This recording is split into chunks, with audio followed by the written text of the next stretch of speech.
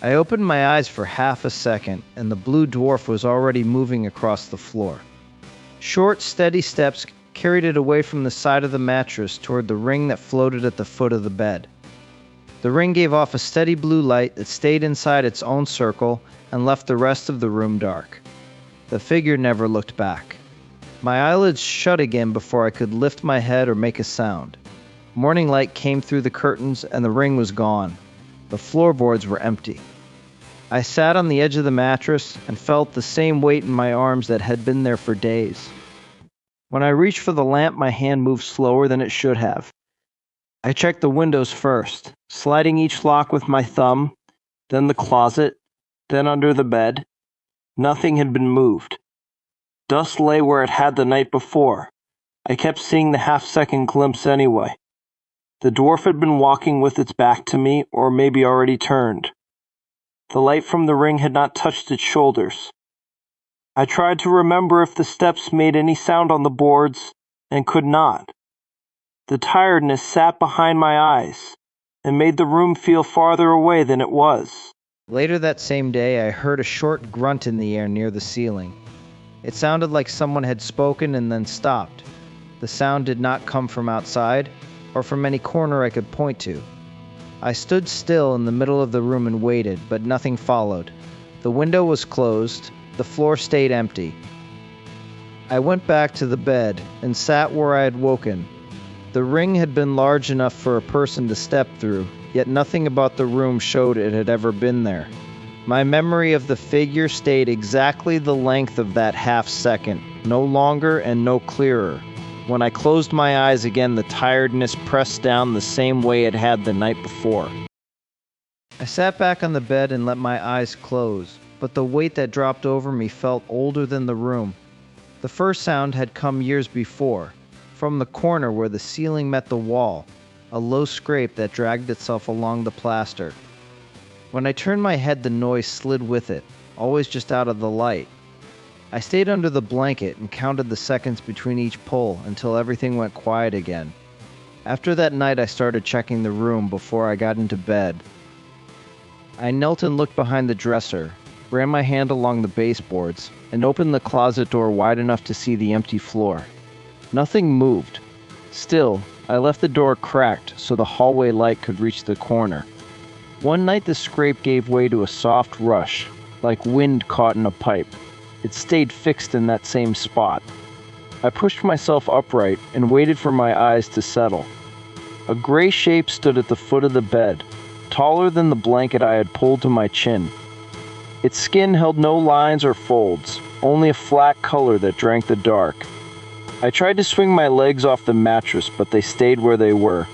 My throat tightened around any sound I might have made. The gray lifted one arm. A thin needle caught what little light reached it. It walked along the side of the bed without hurry, each step measured against the floorboards. When it reached my shoulder, it turned its head and the eyes met mine. Nothing in the room felt like mine anymore. I kept the same words repeating inside my head, the only ones I could hold on to. The needle came forward and entered one nostril. The pressure moved upward in a straight line, steady and without pause. I felt the tip travel farther than any breath should allow, yet my body never shifted. The gray held its gaze on me the whole time.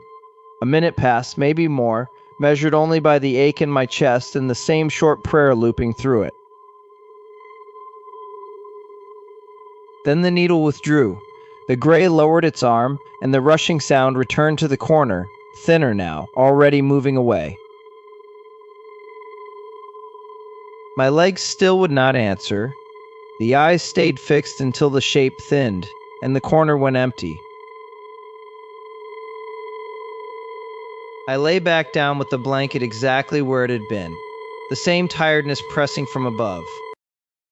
I lay there with the tiredness pushing down until the blanket and the dark both thinned out at once.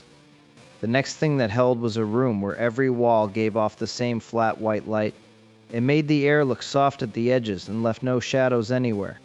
I stood in a line of people, all of us facing the same direction, none of us moving our heads. My legs felt locked the same way they had on the bed. No one spoke out loud, A gray walked the line from the far end. It stopped at each person and turned its head straight on. When it reached me, it stood close enough that I could see the smooth surface of its face and the way the light slid across it without reflection. The eyes stayed level with mine. Pictures started inside my head, not like memories, but like something placed there on purpose. Streets with buildings leaning and smoke rising in straight columns, open ground where nothing grew and the soil looked cracked and pale. I kept trying to hold my own thoughts where they were. The pictures kept arriving anyway, one after another, without sound or any gap between them. My hands stayed at my sides. The line of people did not shift. The gray did not move either. After a stretch that felt longer than it should have, the pictures stopped. Inside my head, a voice that was not mine said the words flat and even, the same way you would read something printed on paper, "Bad boy." The light in the room changed after that. It pulled back from the edges first, then from the floor, until only the center stayed bright for a second longer. Then that went too. I felt the floor under my feet give way to nothing, and the line and the gray and the white all dropped out at the same time. The floor was gone, and so was the light, but the fragments kept sliding in afterward like loose film strips. The first one was the huge white room. It had no corners I could find, just flat brightness that went on until a single window cut through it and showed nothing but space and a scatter of far-off points that didn't move. I stood in a line with other people whose faces stayed turned away. A gray moved down the line, stopping at each one. When it reached me, the brightness pressed harder, and pictures started pushing into my head, pictures of cities breaking apart under their own weight. The next piece arrived without warning and felt smaller. It was a room full of dogs. They stood or lay in rows, none of them making a sound, none of them shifting weight. Their eyes stayed open and fixed on nothing. I could hear my own breath in that room and nothing else. After that came the high place. I was pressed flat against a wall that felt cold and smooth, higher than the heads of the men below me. They wore uniforms and kept their backs straight, watching something I couldn't see. A taller shape with long limbs passed between them, moving slow enough that the air seemed to thicken around it. Nobody spoke. The last fragment was the quietest. A single gray sat at a low console, shoulders folded forward, hands resting on the surface without pressing any keys. The light from the screen touched only its face and the edge of the console. Everything else in the room stayed dark and empty. The gray's head stayed down the whole time I watched. None of them joined up.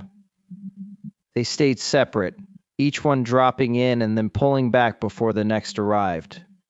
I tried to hold the order in my mind, but the gaps between them kept widening until only the separate pictures remained. The last thing that stayed was the sound of my own breathing in every one of those rooms, the same steady pull of air that never matched the silence around it.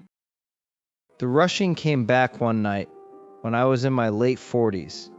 It started low in the same corner of the bedroom, the air pushing against itself in a steady line that never spread. I sat up and kept my hands on the blanket edge. The sound stayed pinned to that one place, the same narrow channel it had used years earlier. I watched the wall there and waited for it to change. I spoke a short prayer out loud, the same line I had used before, and said it again without stopping. The words came out steady because I already knew the shape of them. After the third time, the rushing lifted and slid sideways across the floor. It passed the foot of the bed and reached the closed window without slowing. I heard it move through the glass the way water moves through a screen, then nothing remained inside the room. I stayed sitting with my back against the headboard until the air settled into ordinary stillness. The clock on the dresser showed the same numbers it had when the sound first began. I lay down again only after the quiet had lasted long enough to feel ordinary. A few days later, I woke for less than a second. The room was dark except for a steady blue light at the end of the bed. A small figure walked away from me toward that light. Its steps made no sound on the floor. They reached a ring of light and kept going until both were gone. The light itself stayed fixed in place for another moment, then the room went dark again. That same afternoon, a short grunt came out of the air near the ceiling. It sounded like someone had seen something unexpected and let the breath out once. The sound had no direction after that. I lay still on the couch and listened for anything else, but the room stayed empty. I wondered whether the prayer had made the difference or whether the visit had simply ended sooner than the others. The breathing that had stayed with me in every room before was gone now, replaced by ordinary silence that did not follow me from place to place. I lay there with my eyes half open and watched the blue dwarf turn its back. It walked straight toward the ring without looking at me again. The ring hung at the end of the bed, bright enough to show the edges of the blanket but not bright enough to reach the walls.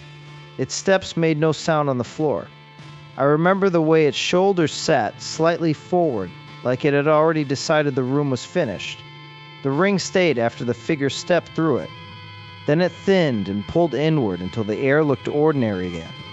I closed my eyes once more because keeping them open took more effort than I had left.